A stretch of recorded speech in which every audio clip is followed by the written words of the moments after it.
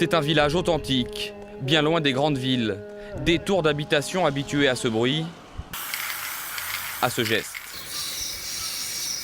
D'ordinaire paisible, Eriad, sur l'île de Djerba en Tunisie, vit un été mouvementé.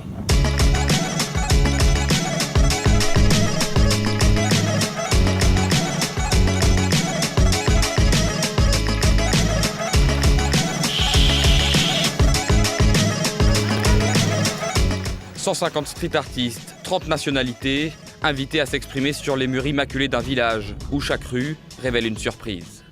L'homme à la tête de ce projet fou est un récidiviste. Mehdi Benchek, franco-tunisien, était déjà à l'origine de la tour Paris 13 l'automne dernier, avec Djerba Oud, nouveau terrain de jeu.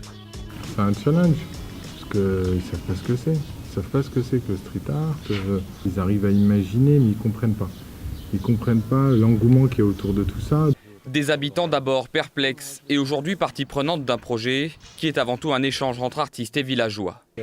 J'habite juste à côté et ça a été une surprise de voir tout ça dans le village. Je trouve ça bien. C'est nouveau ça pour nous. On n'avait pas ce genre d'image avant. Ça ne peut que nous apporter de bonnes choses.